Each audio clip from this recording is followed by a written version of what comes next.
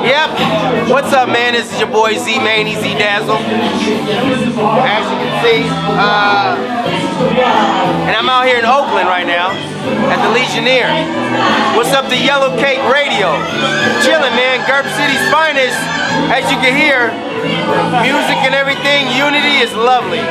Feel the ground begin to shake the sky, it breaks and cracks, it sweeps the land, it swirls the blood, it does, it tears apart the truth, you thought you knew because you feel it coming. What's good, everyone? Welcome to Yellow Cake Radio. My name is Marge, and today we got what up? OneWerd. OneWord. How y'all doing?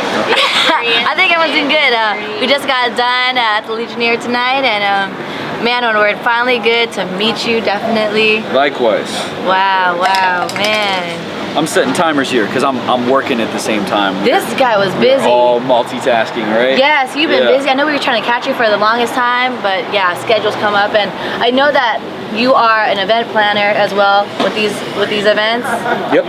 How long have you been doing that? I've been doing that pretty much since I started rapping, more or less. Like when I started doing shows, I started throwing shows because I didn't have like opportunities at my fingertips to necessarily be performing, which is something I hear a lot of people who are throwing shows say that, you know, they wanted to rock and so they had to like, you know, create that. And there's times where I felt weird about that, like, well, like, you know, I want to get put on or whatever. But I think no, I'll put y'all on. Yeah, I think it's tight because, like, you know, especially like in the Bay Area where we see, you know, with like rising housing prices and like, you know, culture kind of getting edged out, that, you know, having an opportunity to like create, you know, a space where arts are still happening. You know, we don't do it by ourselves; it's the venues too. But yeah, it's fun to be able to do that. It's cool. It feels good. And you see the team that you're rocking with too. Yeah. So talented. Yeah, right on. How did you find everyone? Like, how did they come about? Man, it's just like, you know, I was talking with the homie Destructo Bunny tonight. You know, like you stay doing this long enough, and like that's just what happens. And you find like-minded people. You find, you know, you just want to do creative things. And the more I do that, I find that, you know, I line up with other people who are doing the same things, and you know, just it builds. That's a blessing. And how long have you been doing this? How long have you been rapping? Oh man, I've been rapping for too long. I don't remember not rapping. When did you start rapping? I started rapping. I started rapping in freestyle ciphers. I know like one of the places where it really took off was when I started going to school in San Francisco. Early on, Rockin' Java was a coffee shop where like some of the first freestyle ciphers. Shout out to Gavin. Shout out to OneWerd. Shout out to Topper, who were some of the first MCs that I saw there spinning off top and really killing it. And that was kind of like my introduction. How old were you at the time? At the time, I was probably 21, I think. Yeah. Wow, so you entered the game at 21? Yeah. Oh, that must have been too fun. Pretty much, yeah. It was a little while after that we started throwing shows, so it was kind of a... So it happened really fast? Learning curve. You know? Okay, okay, so it took time to grow and progress. And I also heard today that you produce as well. And did you produce those sounds over there? Yeah, pretty much all the beats tonight were beats that I've done. So, I like those a lot. Thank you. How long, like, what got you into producing? Again, like everything in music has been just like necessity, you know, just like needing to do things. We had a homie, R.I.P. My homie Drew Shirk, Drew Beats. He was the first guy that was making beats for us. He was like the only guy in the crew that had the cracked copy of Fruity Loops and made sick ass beats, but I couldn't always get his beats, so you know, it was just a matter of like, you know, getting an MPC and messing around with that and just experimenting and being fucking terrible for hella long, you know, and then like gradually being less and less terrible. Yeah, exactly. So I feel it. And then when did you get really comfortable to be on stage and like I saw that you were just really natural up there. Thank you. When did you start getting comfortable?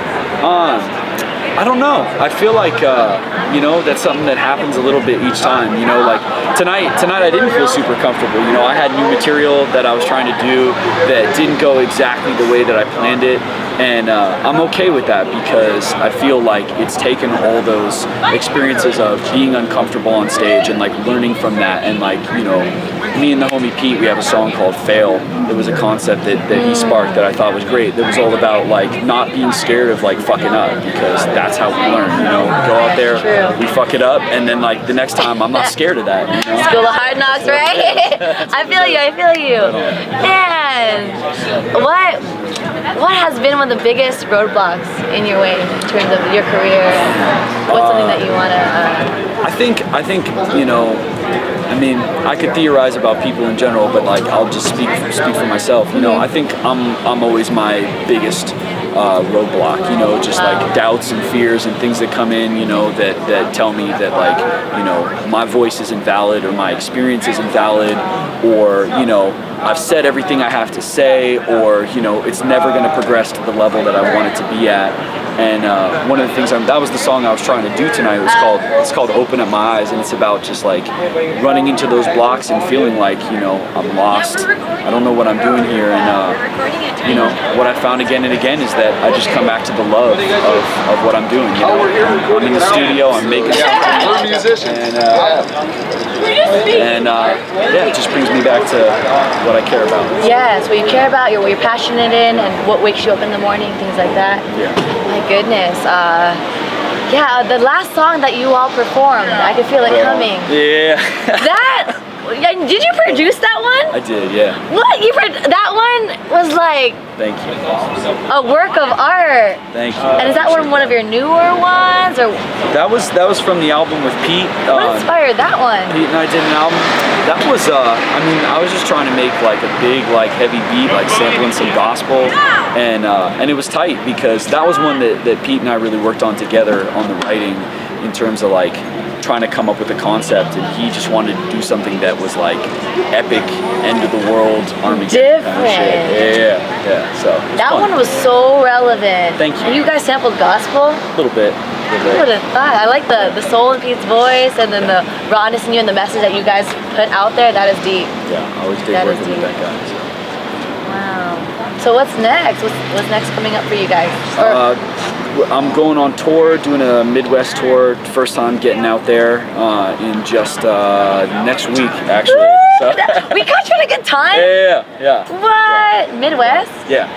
Doing Chicago. What? Are you from there? What? No, I was just doing an East Coast tour with my homie Dan Dillinger just a little while ago, which was my second East Coast tour. And while we were out there, we were just thinking about like new areas to break into, and so we started trying to hit up some Midwest contacts and able to cobble together some dates and make it work. That's amazing. I should have asked you this first, but there's perfect timing and everything. But what really got you into hip hop and this route, this outlet, this form of expression? What got you into this? I mean, just like hearing kids like playing like Wu-Tang and shit in high school was definitely like some of the first stuff. Like I think Method Man was the first guy I heard that I was like, that's like the dopest style. Like I want to write rhymes like Method Man. And but it's dope to be rocking with Scarub tonight, who's headlining, because the Living Legends. Yeah, right? yeah. Living Legends were the first ones that like I heard something that like I really like identified with, and I felt like, you know, this is a voice that I feel like is similar to my own voice in hip hop. So yeah. And they're out from here too. Yeah. That is a blessing, right? My goodness. So those were your inspirations growing up and everything like that. Oh, cool. Well, anything else you feel you need to get off your chest? Oh man, it's just good to be here tonight. Appreciate being with you guys on Yellow Cake Radio. Big up to the homie Taste Nate, Marjorie, in the place to be. In the place to be. That's what it is. I'll definitely appreciate you too, man. Thank you. Thank you for your time. OneWerd, everyone. Thank you for tuning into Yellow Cake Radio. Peace.